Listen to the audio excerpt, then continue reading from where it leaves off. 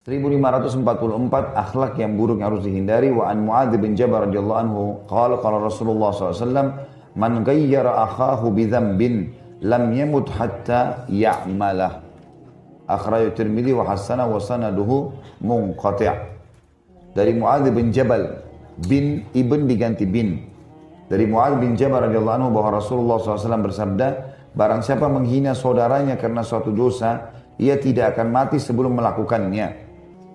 Hadis Hasan menurut Tirmidzi dan sanadnya diperkirakan ada yang terputus, tapi dihasankan oleh Imam Tirmidzi.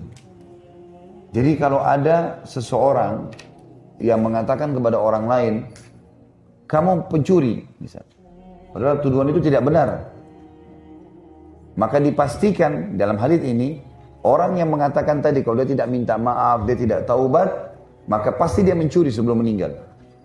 Akan terjadi pada dia. Akan terjadi pada dia. Dan ini sudah pernah saya jelaskan sebenarnya, ini masalah syamata. Masih ingat ya? Lupa. La haula wala quwata illa billah. Syamata itu mendoakan, mengucapkan kalimat buruk pada orang lain. Yang pernah saya sampaikan, Umar bin Khattab bilang kalau seorang wanita hamil lewat depan saya, lalu saya bilang, perutnya besar ya, saya takut Allah membuat saya hamil. Karena ada maksud menghina. Ada maksud menghina. Ini namanya syamata. Itu yang dilarang dalam hadis kita ini. Jadi tidak boleh. Sampai dalam Islam pun kita kalau berhadapan sama musuh di medan perang, kita nggak boleh syamata. Nggak boleh kita anggap remeh. Nganggap remeh nggak boleh. Sampai Nabi SAW berdoa, dan jauhkanlah aku ya Allah dari syamatatil a'da. Dari penganggap remehan terhadap musuh. Karena menganggap remeh mereka, dosa kita kepada Allah membuat mereka bisa menang.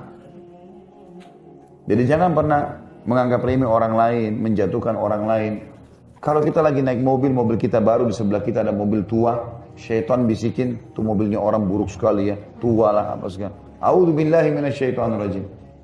Kita ganti dengan kalimat yang baik. Kita mengatakan, ya Allah, mudahkan dia untuk mengganti mobil baru. Ya Allah, mudahkan dia ganti motor baru. Kita doain kebaikan. Dan ada hadis yang lain berbunyi, siapa yang mendoakan saudaranya muslim, ya, maka di atas kepalanya malaikat mengatakan, engkau akan dapat sama, engkau akan dapat sama. Kita sebenarnya kalau kita lihat ada orang pakai kendaraan tua, kita doain supaya dia dapat yang baru, kita sedang doain diri kita tuh. Sebenarnya begitu. Jadi hadis ini melarang kita masalah menganggap remeh orang lain untuk syamata. Ini tidak boleh. Dan siapa yang menuduh-nuduh ini, menganggap remeh ini bisa terjadi padanya. Oleh karena itu selalu kalimat yang keluar dari mulut kita kebaikan. Ada orang buruk depan kita, doakan supaya dia jadi orang baik. Doakan supaya keadaannya berubah. Supaya bisa lebih baik dari keadaan dia sekarang.